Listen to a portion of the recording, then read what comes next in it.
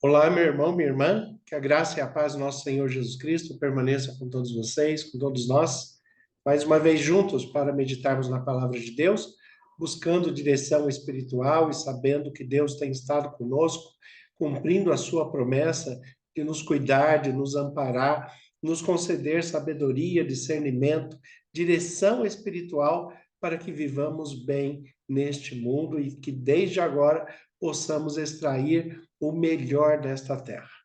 É muito bom quando nós temos a compreensão de que, apesar das adversidades, das dificuldades, das nossas limitações, quando Deus está conosco, nós podemos viver o melhor do que nos é proposto todos os dias e vivermos em paz, segurança, para que nós tenhamos qualidade de vida. Não apenas passemos pela vida, mas que tenhamos qualidade dentro da vida que nós estamos passando. Então, a todos vocês que nos acompanham pela Rádio 87.9 FM Dracena, vocês também que nos acompanham pelo Facebook Ivan Fidelis e pelo canal do YouTube Família e Fé PR Ivan Fidelis, Família e Fé Pastor Ivan Fidelis, é o canal que eu peço para que você se inscreva, comente, deixe seu like, compartilhe, ative o sino das notificações para você receber as mensagens, porque assim o sistema compreende que a mensagem é relevante para também indicar a outras pessoas.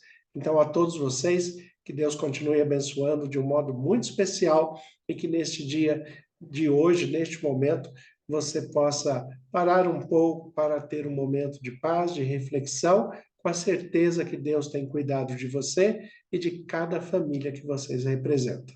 Vamos à mensagem de hoje? Vamos falar com Deus através da palavra, da Bíblia. Efésios capítulo 1, versículo 13. O texto nos diz assim, 13, 14, o texto nos diz: quando vocês ouviram e creram na palavra da verdade, o evangelho que salvou, vocês foram selados em Cristo com o Espírito Santo da promessa, que é a garantia da nossa herança até a redenção daqueles que pertencem a Deus para o louvor da sua glória. Observe a riqueza deste texto e a maneira que o apóstolo Paulo escreve à igreja em Éfeso, escreve aos irmãos ali da igreja e como ele escreve ao povo de Deus. Você e eu também fazemos parte do povo de Deus nos nossos dias. Nos nossos dias, nós vivemos as bênçãos da plenitude do conhecimento de Deus, naquilo que é revelado ao ser humano, naquilo que é possível ao ser humano conhecer. É claro que este conhecimento, ele é progressivo, ele é cumulativo, e a cada dia que eu me aproximo de Deus, pela palavra, pela Bíblia, como única regra de fé e prática para todo cristão, me entrego à direção do Espírito Santo para compreender a palavra de Deus, porque as questões espirituais só se discernem espiritualmente, e também quando eu passo a crer e colocar em prática em minha vida, observo a vida transformada, observo a vida regenerada, observo que os conflitos, né, diminuem, os problemas vão se tornando cada vez menores à medida em que nós nos aproximamos do reino de Deus. Porque nós transformamos a nossa vida, o nosso próprio pensamento, o nosso coração, em moradia para o Espírito Santo.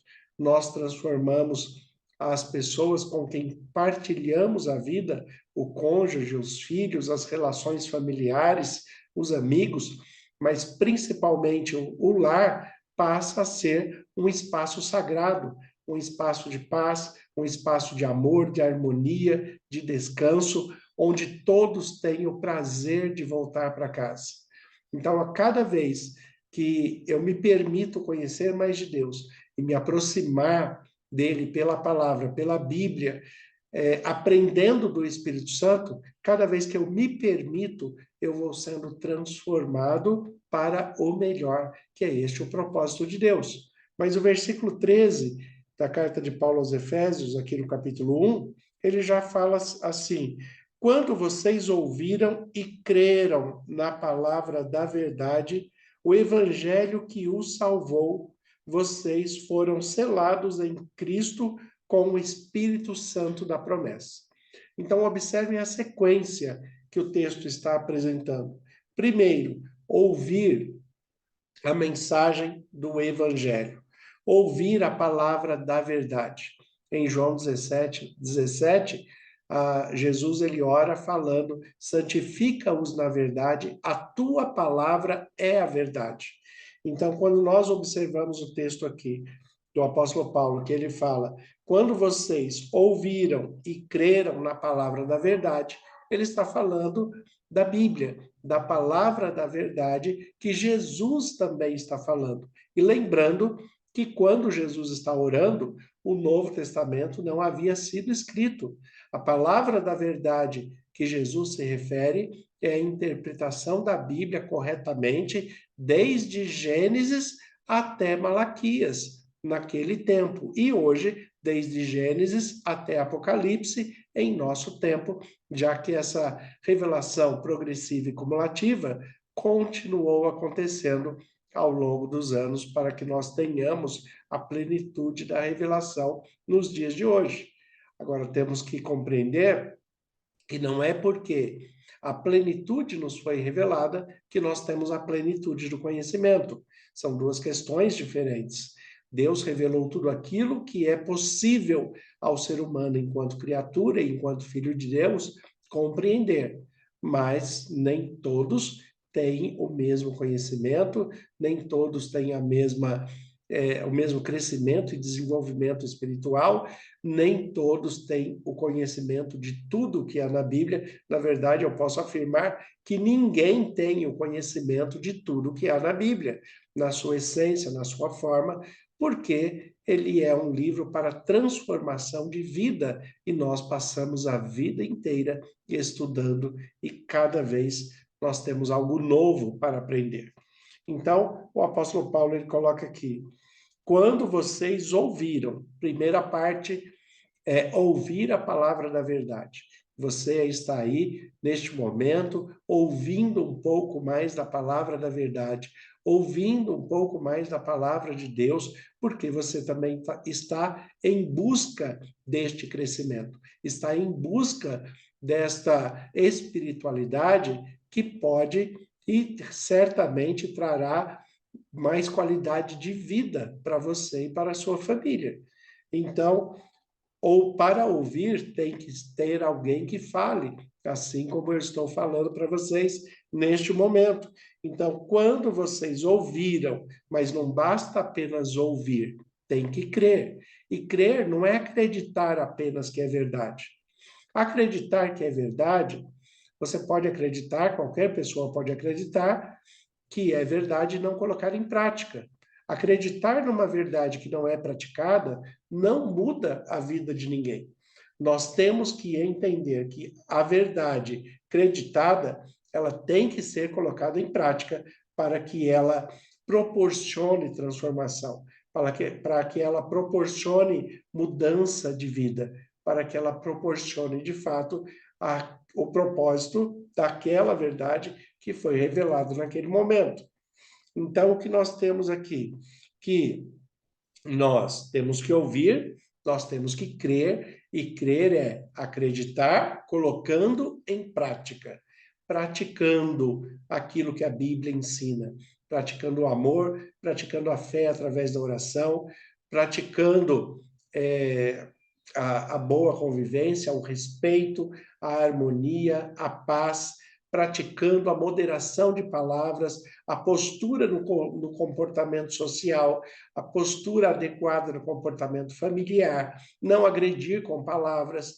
Então, quando eu creio que a Bíblia está me ensinando todas essas coisas e eu coloco em prática, é claro que eu vou ter uma construção de vida muito melhor. Então, quando vocês ouviram e creram na palavra da verdade, o evangelho que o salvou. E aqui nós temos mais uma questão importante. O evangelho, a palavra evangelho vem do grego evangelho, que é a boa mensagem, a boa palavra, uma mensagem que traga benefício. Isso é evangelho.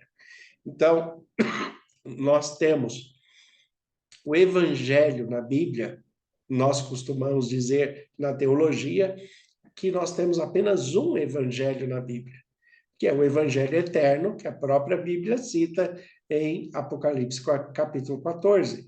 O evangelho, ele é um só e ele é eterno, revelado desde Gênesis até Apocalipse. Mas como que eu vou lidar com este evangelho eterno? O evangelho de Jesus Cristo, mas na percepção de muitas pessoas diante da revelação que tiveram. Então, nós temos um evangelho eterno que, no Novo Testamento, está dividido entre Mateus, Marcos, Lucas e João.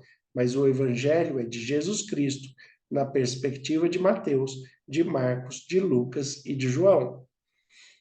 O texto ele fala que quando vocês ouviram e creram na palavra da verdade, o evangelho que os salvou.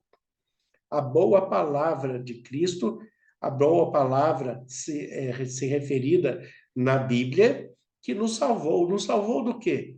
Nos salvou da hipocrisia, nos salvou da mentira, nos salvou do engano, nos salvou de tudo aquilo que nos afasta de Deus, dos bons propósitos, nos salvou de uma falência pessoal, nos salvou, muitas vezes, de um casamento que estava destruído, salvou um filho que estava envolvido com drogas ou com questões ilícitas, salvou o caráter, a personalidade, a moral, a ética. Este é o propósito do Evangelho, levar salvação em todas as esferas.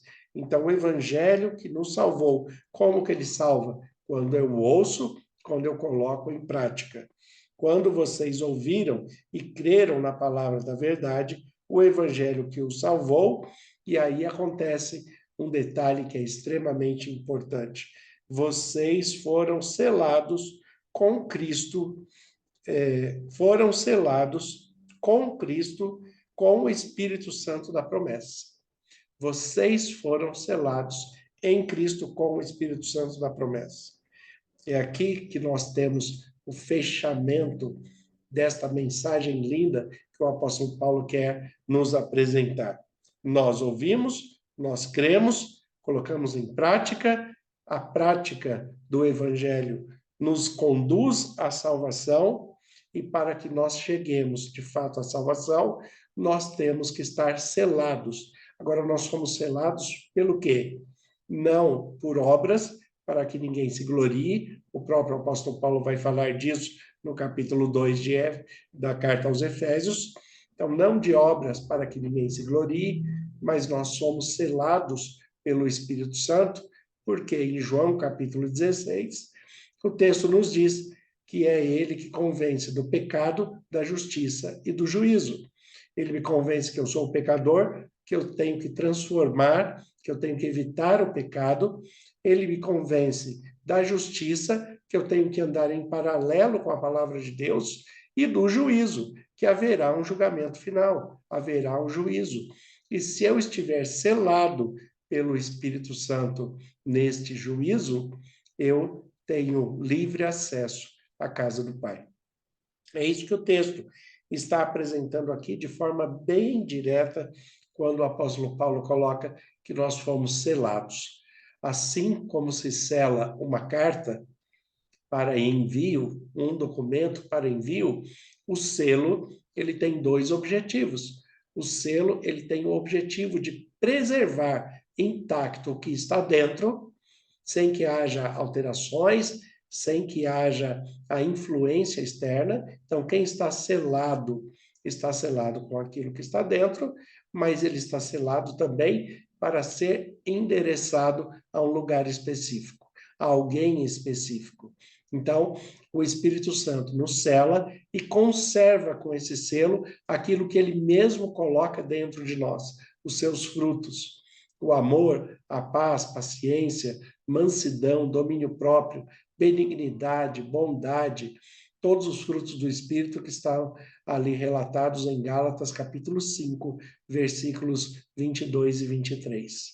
Desta maneira, nós vamos descartando aquilo que desagrada a Deus e vamos fazendo a vontade de Deus, porque somos selados no Espírito Santo, conservados com um conteúdo bom, com aquilo que Deus tem de melhor para que nós vivamos. A nossa mente, o nosso coração é preenchido pela palavra da verdade, pela palavra de Deus, e ali a palavra estando ali dentro, vem o Espírito Santo e sela, ele fecha para que não haja nenhuma rasura, para que ninguém venha interferir no que Deus colocou na sua mente e no seu coração. Você está selado, mas este selo, pela sua postura de crer, de colocar em prática, de fazer a vontade de Deus, de seguir a palavra da verdade, esta sua postura agora, selado pelo Espírito Santo, vai te conduzir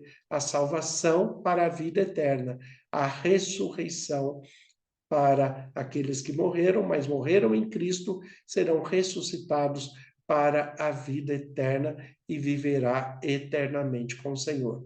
Então, desta maneira, nós nos tornamos herdeiros da mesma salvação, da mesma esperança em Cristo Jesus. Romanos 8, a partir do versículo 16 em diante, fala a respeito disso, dessa nossa relação de herança que nós temos em Cristo Jesus. Porque o texto ali fala que se nós somos filhos de Deus, nós recebemos o Espírito Santo, todo aquele que é guiado pelo Espírito de Deus, ele é filho de Deus, e como filho de Deus, ele é co-herdeiro com Jesus Cristo, e se com ele sofremos, com ele seremos glorificados também. Então, selados pelo Espírito Santo, nós nos tornamos co-herdeiros de Jesus Cristo para a redenção, a salvação e para a vida eterna, pelo seu sacrifício na cruz, pelo perdão dos nossos pecados, mediante arrependimento, confissão, conversão e viver o novo evangelho de Jesus Cristo. O evangelho selado pelo Espírito Santo, que vai nos conduzir para a vida eterna. O versículo 14 aqui fala que esse Espírito Santo da promessa, que ainda está no versículo 13, né, ao final, o Espírito Santo da promessa, por quê? Porque Jesus prometeu o Espírito Santo. O que Jesus falou? Né, permanecer em Jerusalém até que do alto sejam revestidos de poder, descerá sobre vós o Espírito Santo, e vocês pregarão em Samaria e até os confins da terra. Então, Jesus ele deu a promessa que está ali em Atos, capítulo 2, falando a respeito da descida do Espírito Santo, e esta promessa se cumpriu e está em nós até hoje. Nós somos selados pelo Espírito Santo que Jesus prometeu que viria e veio e permanece conosco todos os dias até a consumação dos séculos. Aí no versículo 14 ele diz que é a garantia da nossa herança até a redenção daqueles que pertencem a Deus para o louvor da sua glória. Então, este selo do Espírito Santo é a garantia da nossa herança até a redenção daqueles que pertencem a Deus para o louvor da sua glória. Você pertence a Deus para o louvor da glória de Deus, está selado pelo Espírito Santo.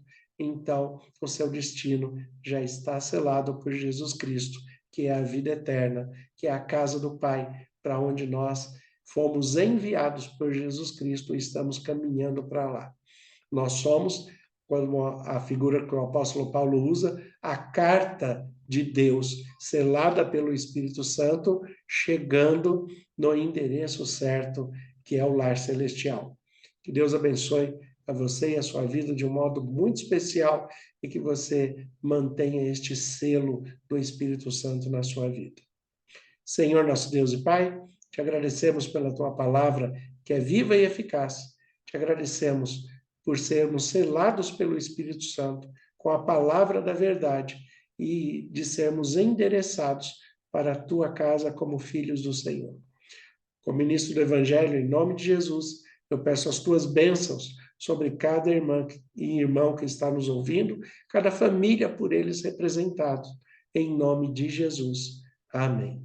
Que Deus abençoe a todos. Tenham um excelente dia, em nome de Jesus.